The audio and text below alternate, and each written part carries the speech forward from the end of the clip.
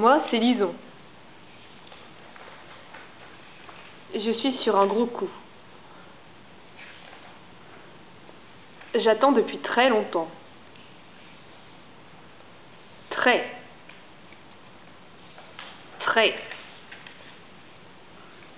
longtemps. C'est long.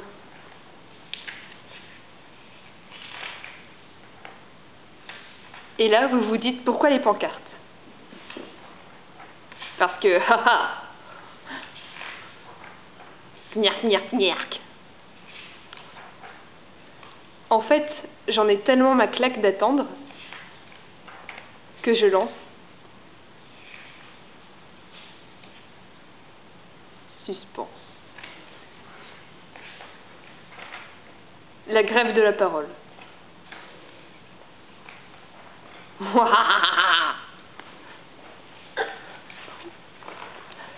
Bon, ça suffit.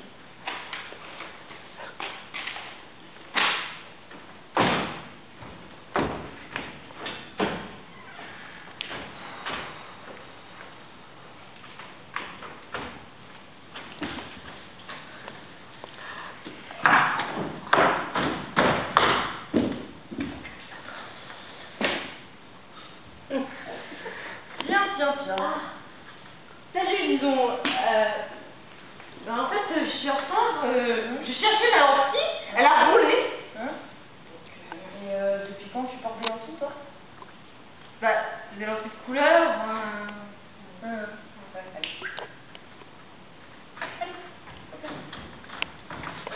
J'ai en fait une drôle de tête.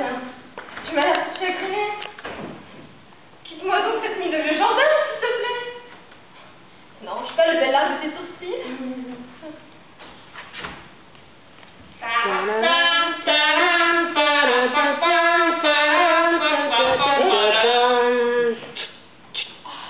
Oh, que tu es belle. Resplendissante. Est-ce qu'elle t'a moqué de cher, tu vois? Tu me ferais bien un taureau sur les genoux. Avec plaisir, ma chère Lison. Tu sais que tous les jours, je m'entraîne au gymnase. Et quand je fais mon jogging, je me frappe les fesses du petit talon en sautant les obstacles.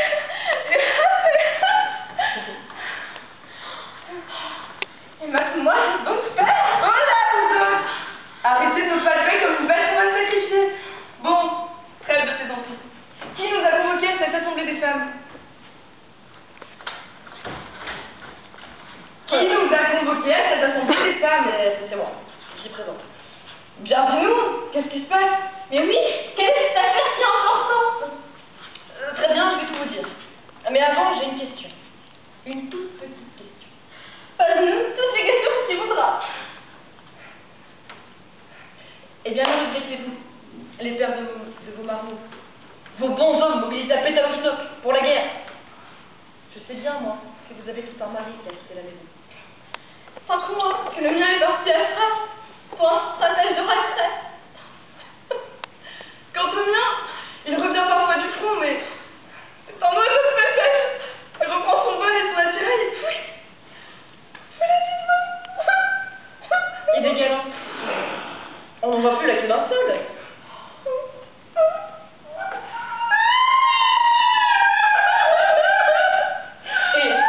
Et depuis que ceux de Millet nous ont lâchés, je n'ai pas vu seulement un de ces gosses de 8 doigts de long dont le doux cuivre aurait pu nous faire passer en bout.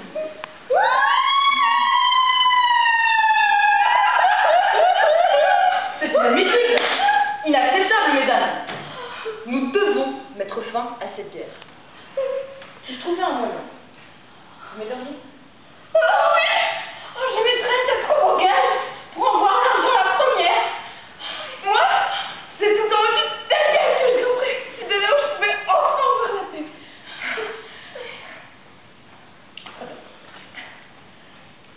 Mesdames, j'ai trouvé le moyen d'arrêter cette guerre.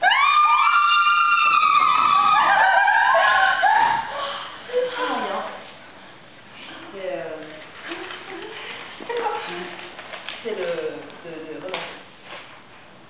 Renoncer à quoi? Renoncer au phallus. À la queue. Allez là.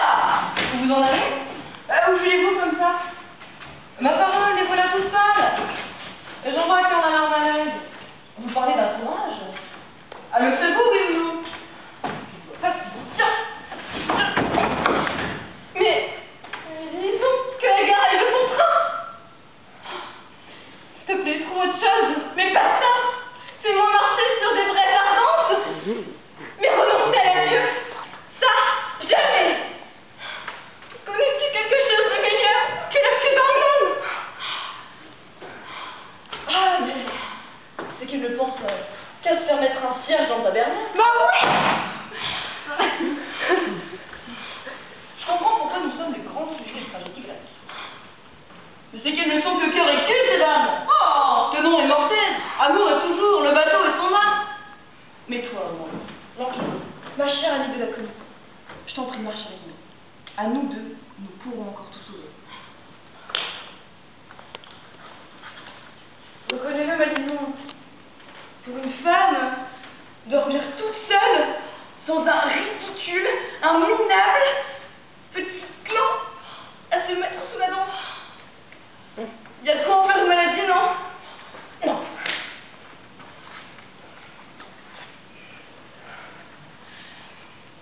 Mes fils, je marcherai tout de même avec toi, car nous avons aussi besoin de la paix. Ma chère amie, tu es bien ma seule amie.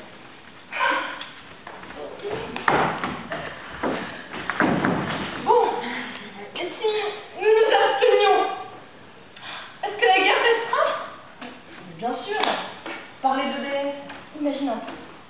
Nous sommes chez nous, bien pomponnés, tous nus dans nos misettes à morose. La chair tout épilée. Et voilà nos maris qui bandent et brûlent de désir de nous mettre sur le dos. Et nous, au lieu de dire « Ah oui, non, chérie !» nous refusons. Eh bien, à ce train-là, crois-moi, ils la finiront vite, peut-être. C'est pourtant vrai quand on y pense. Ménélas l'a dit quand il a hurlé les belles femmes d'amour de la belle Hélène qui, entre nous, se baladait à poil. Je crois bien qu'il l'a lâché de son épée. Et si nous plantions là, la mignonne de Marie, on sait quoi?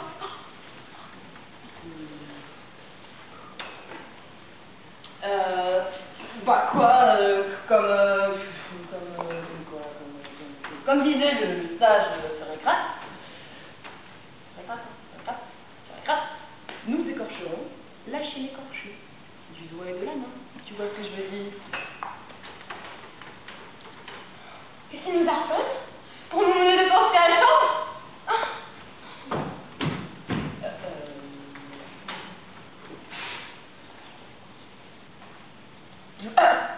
La grande photo au bout. Et si nous flanque une raclée?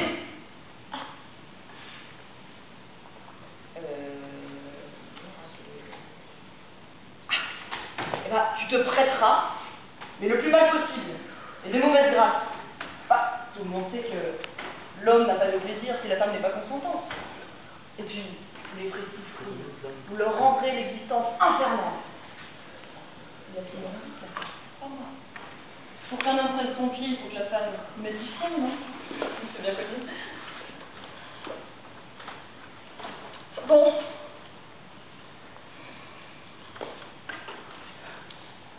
Puisque c'est votre avis, c'est le mien.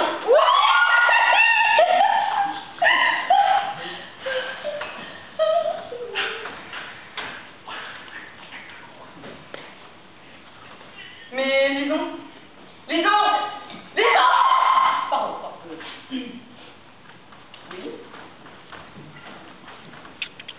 Pour nos hommes et nous, aucun souci. Nous les convaincrons de faire une bonne paix une fois pour toutes. Mais pour ces d'Athènes, ces agités qui regardent et qui manifestent sans arrêt, comment comptes-tu les ramener à la raison? Sois tranquille. Nous saurons bien les persuader aussi. Permets-moi d'en douter, si tu veux bien. Tant que leur flotte sera financée et que leur trésor de guerre sera à l'Acropole, sous la garde d'Athéna, je ne vois pas comment. Mais rassure-toi, ma belle, notre plan est opérationnel. Aujourd'hui même, nous allons nous emparer de l'acropole et du pouvoir. Les plus âgés d'entre nous ont reçu des tendres. Pendant que nous sommes ici à les concerter, et sous le prétexte d'un sacrifice, elles sont parties s'emparer de l'acropole.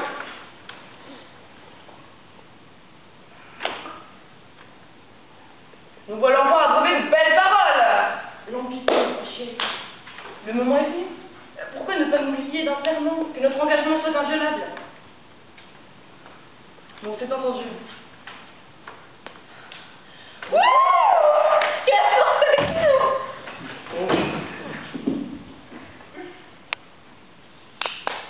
Pardon.